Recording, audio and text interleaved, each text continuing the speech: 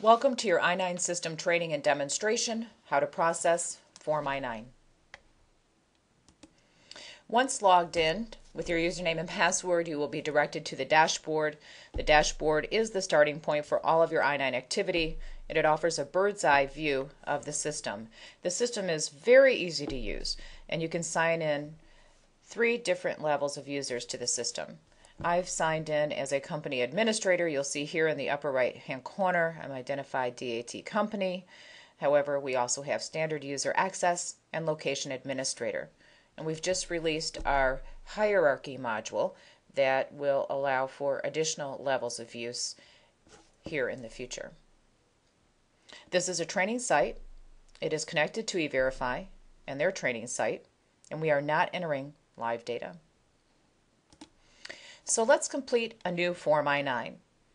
Now the system is wizard driven and broken up into sections so we don't overwhelm users by presenting too much data. First we have to click a location. We have to select a specific location for processing that particular employee. I'm going to choose no E-Verify today. That's my preferred training site location today. And you'll notice to the far right, New Form I-9. So we're going to click New Form I-9. We're going to select Yes, is this employee a new hire, and enter the Social Security number. Select Next. This is our duplicate Social Security number check. And there are many duplicates listed, as you can see here today, in the database, and that is because this is a training site. However, if you are entering a Form I-9, in reality, a duplicate record shows this would indicate either fraudulent use of a Social Security card, that the employee is a rehire, a misstep or error in entering the number originally occurred, or possibly someone has already entered the I-9 information for this employee. So this is in the background. It rarely will surface unless it recognizes a duplicate Social Security number. So it's here in the background for your protection. Most of the time you will not see this particular screen. The screen that you will see the majority of the time will be the screen that you see next, New Employee Form I-9. Click Electronic I-9. There are a couple of different ways to begin an electronic Form I-9. Your new employee has brought their supporting documentation and is prepared to complete Section 1 and 2. There are circumstances where an employee has not brought supporting documents for one reason or another and will only complete Section 1. And when you do this, 2 more options will appear. So if we were to complete only Section 1 of the Form I-9, so they show up for their first day of work for pay, they've left their documentation at home, or you want to email the link to the employee for completion of Section 1 prior to their first day of work for pay, then you would select only complete Section 1 of the Form I-9, and when you select Next, it will walk you through that process and you can choose which direction you would like to proceed. Today we're going to process Form I-9 as if the employee has brought along all Section 2 documentation.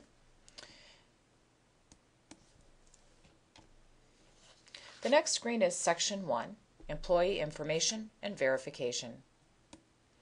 This is the screen where the employee keys in their Section 1 information, or they may be assisted by HR personnel or a third party such as a translator or notary.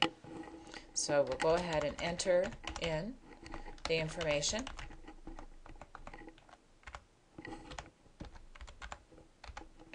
One of the things you'll notice as you proceed, as the employee proceeds, as they're keying information using your keyboard or mouse, or you may be assisting them, is that you will find the solution checks for errors as you are entering information or as information is being entered in required fields, continually ensuring that the Form I-9 that is being processed will be error-free, and the system will provide help along the way.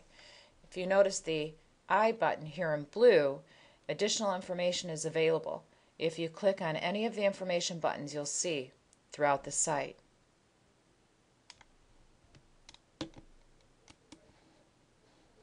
So let's continue to enter our information.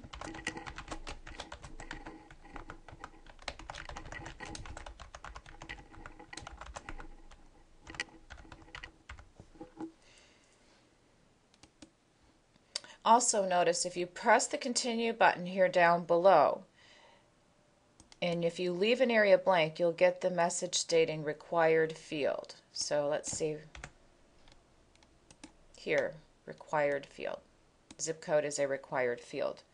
If you enter an invalid birthday, many times what we see is an individual will enter the current year,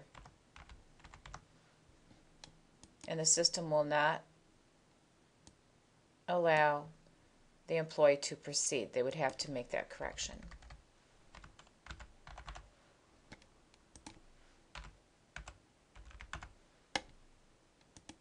Once completed, they will select continue to proceed.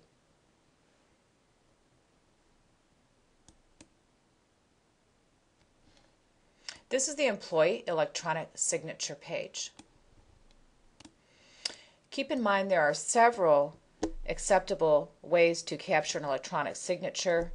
Our solution includes click to sign electronic signature, which is e-Signature Act compliant. The employee reviews the information here in the light gray blue box, and also reads all of the attestations here in the pink box.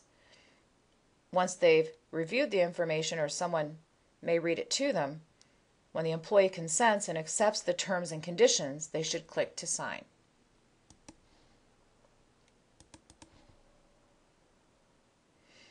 If any information is incorrect, the employee can cancel the process and nothing is saved, and you can begin the process again.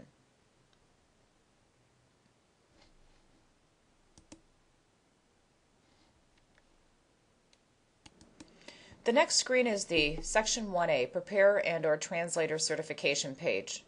This information is populated from the user's profile information from your username and login. The information can be changed if a translator assisted the employee, so if another person other than the individual from the login was utilized, and their information can be overwritten for any one of the categories featured here. Then once this information is correct or identified as correct, I accept the terms stated above and click to sign. You accept and click yes to electronically sign. You are testing that you assisted the employee, whether you helped key in the information, read the information to them, or let them use your computer. In an integration, the information is pre-populated, so this information would be complete, and select yes to continue. The next screen that is identified is Section 2, the Employer Review and Verification. This is to be completed by the employer or third-party designated agent. In Section 1, the citizenship status chosen was a U.S. citizen, and the system is going to request only those List A documents the employee should choose to show based on their status.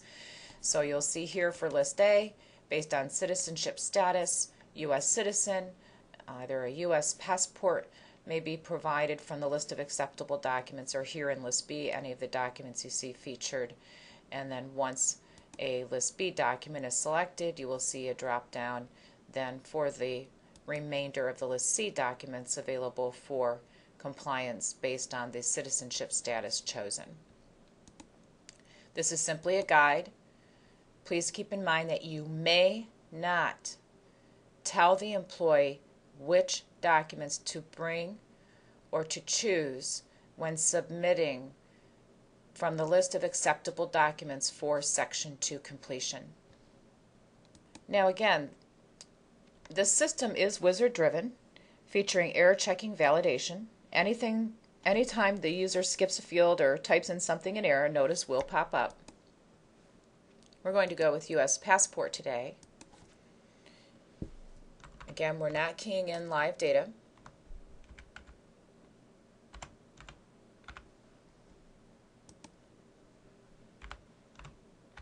A common error we see is sometimes not entering the appropriate expiration date for the passport. So you'll see here that if for some reason there is an issue, the system has built-in error checking validation as well. We'll go back and make the proper correction. If you hit cancel, down below at any time. The information is not stored, and you can return to the dashboard so that you can start the I-9 again.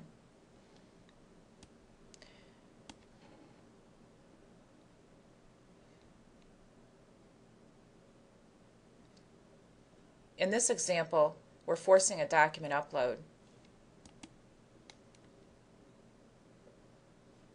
In the event of the use of E-Verify, even though we have it turned off here today, the document would have to be scanned and uploaded for List A documentation. So we have a demo documentation file and a demo passport that we can also upload. The start date is pre-populated, however the system asks you to confirm it. And it can be overwritten at any time. If it is not within the 3 business day rule, the system will identify that fact.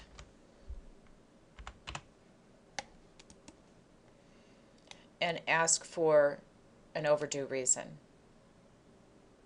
We're going to go with the idea that the employee meets the 3 business day criteria. You'll see from the username and sign in that all of the information is pre-populated. And the I-9 Advantage system also provides a notes field where you can add searchable information such as an employee ID number.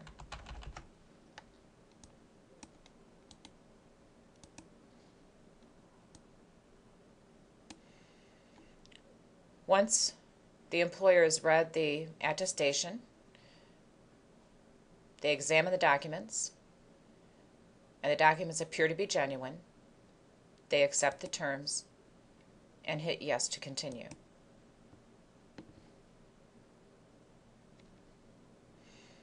The next screen allows you and your user to either print the Form I-9, print the document that was utilized for upload, or proceed to processing a new Form I-9 directly, or return to the dashboard to begin again or to log out. This has been how to process a Form I-9 using the electronic I-9 Comply system.